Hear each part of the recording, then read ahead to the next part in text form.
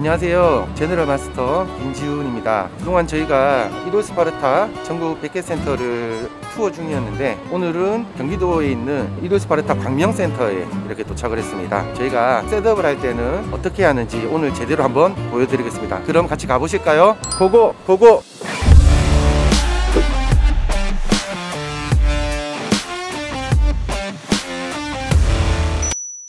이곳은 학생들이 열심히 이제 공부를 하다가 귀가를 한 도시령 학습 공간이 되겠습니다. 학생들이 다 가고 나서 이렇게 오게 되는 건 센터 교직원분들이 열심히 일상 관리를 해주시고 있는데 평소에 처리를 할 수 없는 특수한 구역들, 먼지들을 제거를 하고 정리 소독 그리고 표면 복원 이런 것들을 오늘 진행할 예정이고요. 더불어서 우리 학생들 하루 종일 앉아 있는 의자에 있는 쿠션에 있는 먼지나 불순물들 이런 것들까지 제거를 다 할 예정입니다.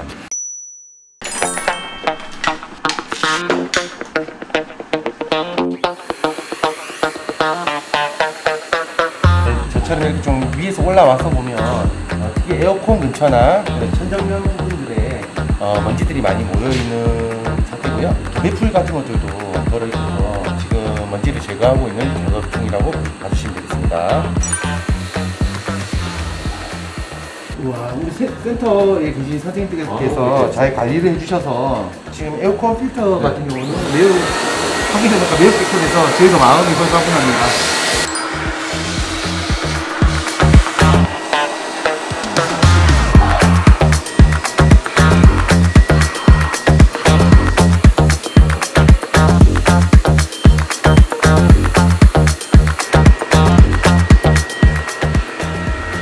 보통 소독이라고 하면 그냥 방역기로 약품을 분사를 해서 소독한다 이렇게 생각하시는데 저녁마다 우리 교직원분들께서 학생들 자리 꼼꼼하게 이렇게 직접 닦아서 소독을 해주고 있고요. 이제 표면 소독은 이제 교차 오염 방지를 위해서 한 방향으로 소독을 하도록 되어 있습니다. 어떻게 보면 세균이 계속 번갈아서 닦게 되면 다른 곳으로 이동하는 것밖에 되지 않기 때문에 한 방향으로 해서 세균들이 다른 곳으로 옮겨가지 않도록 진행을 하고 있고요. 책상을 깨끗이 비워줘야만 가능한 거죠? 아무래도 분실 파손의 우려가 있을 수 있어서 그리고 토지품을 건드렸을 경우에 학생분들 좀 불편해 하실 수 있기 때문에 최대한 좀 깨끗하게 치워주시면 감사하겠습니다.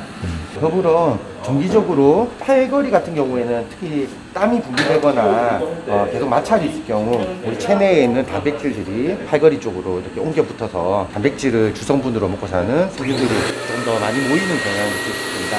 그래서 제가 이 부분은 정기적으로 체크를 해서 소독을 하고 있는 부분을 학생들도 잘 가졌으면 좋겠습니다.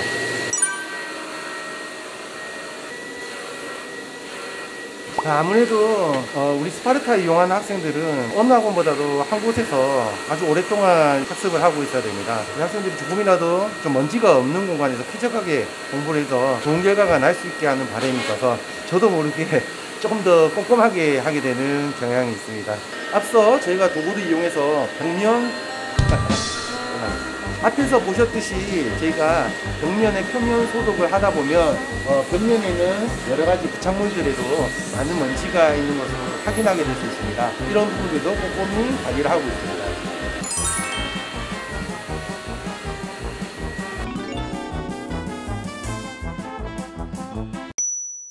이렇게 상부 유리창 같은 경우는 우리 교직원분들이 닦기가 쉽지 않은 부분입니다. 저희가 직접 투입이 됐을 경우에는 반드시 이제 초기화시키는 표면 셋업을 하고 있는데 보시다시피 먼지가 장시간 흡착이 되어서 투명도가 이렇게 훼손이 되어 있는 것들이 확인이 되고요. 희석을 시켜놓은 주방 세제를 탄 이렇게 물에다가 부분이 타올에 적신 다음에 유리창을 우리가 설거지 할 때도 그렇지만 기름기를 이렇게 먼저 초벌을 해서 치워주는 작업을 좀 중요하고요. 물기가 너무 많이 떨어지지 않도록 적당하게 잘 짜서 이같이 유리면에 이렇게 1차 작업이라고 생각하시고 닦아주시면 되겠습니다.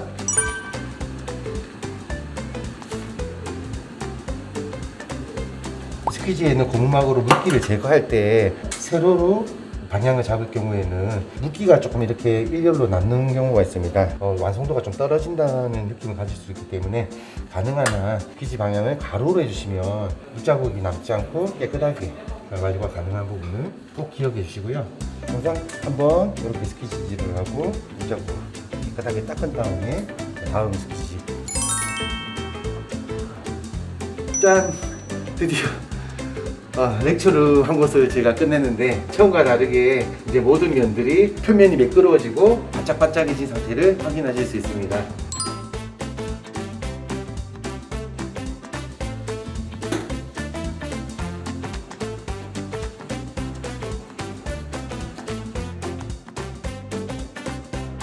짠! 빠르게 끝나죠? 한 센터 셋업 하시는데 몇 시간 정도? 센터의 층이나 크기, 그 다음에 화장실 개수에 따라서 좀 다를 수 있는데 단층으로 해서 140명에서 150명 정도를 수용할 수 있는 센터 같은 경우 통상적으로 한 7시간에서 8시간 정도 소요되는 걸로 저희는 생각하고 있습니다. 여기 입구에 지백이라고 이렇게 크게 붙어 있는데 이곳 말씀하시는 거죠? 저희 그 이도 스파르타 전국 100개 센터에는 현재 지금 이 지백스타 인증 프로그램이 적용이 되고 있고, 지백스타라는 곳이 ISSA라는 어떤 세계 청결 산업협회에서 일정 수준 이상의 청결과 어떤 소독 수준을 관리해야 되는, 그리고 관리 프로세스에 적합하게 운영을 하는 곳에 발급하는 인증 시스템이 되겠습니다. 지금은 저희가 이제 공용 카페 공간에 전등들이 있습니다. 지금 뭐 각도도 조금 조정이 덜 된 부분도 있고 먼지도 좀 결착이 되었기 때문에 각 센터에 나눠드린 좀 양모 먼지떨이를 이제 활용해서 먼지를 제거하고 있는 장면입니다.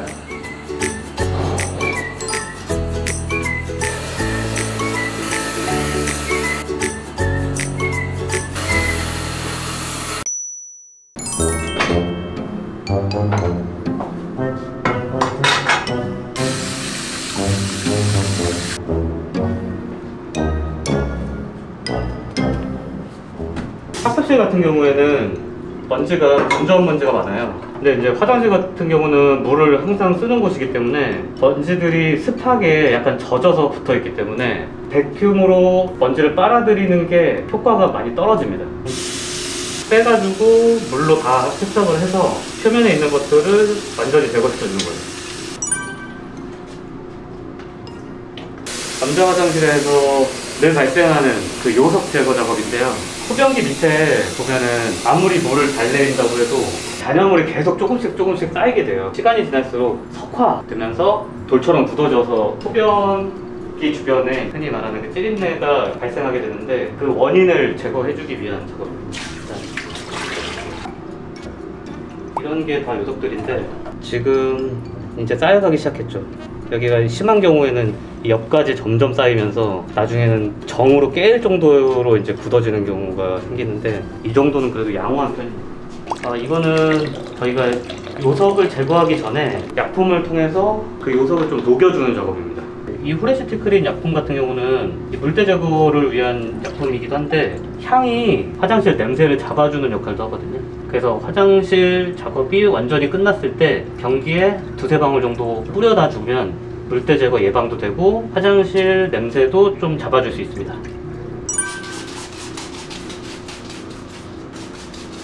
여기는 아무래도 화장실이다 보니까 오염물이 많이 튀었을 거예요. 안쪽에도 그렇고 바깥쪽에도 그렇고. 그래서 표면에 소독해줄 수 있는 레디레몬 약품을 뿌려서 전체적으로 묻어있는 오염물들을 닦아주면서 소독을 한 번에.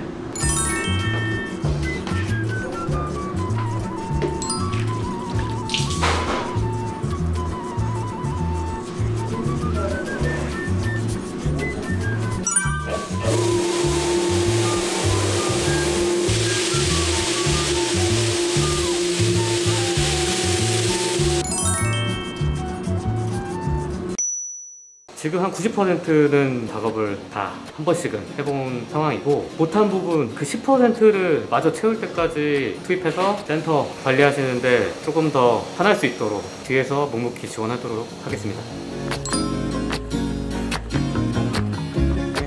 어떻게 끝하지 않을 것 같았는데 이렇게 광년센터 셋업을 마쳤습니다. 어느덧 시간이 아침 5시를 좀 훌쩍 넘겼네요. 곧 이제 등원할 우리 학생들 오늘 하루 좀 더 쾌적한 공간에서 공부할 수 있게 저희가 좀 도움이 된 것 같아서 상당히 좀 뿌듯합니다. 싶답니다. 오늘 저희가 다 보여드리지 못했던 부분은 다음 저희가 이제 전국 100개 센터를 순회 투어를 두고 있기 때문에 다음 센터에서 다시 한번 인사드리면서 설명드리겠습니다. 네, 그러면 다음 센터에서 봐요.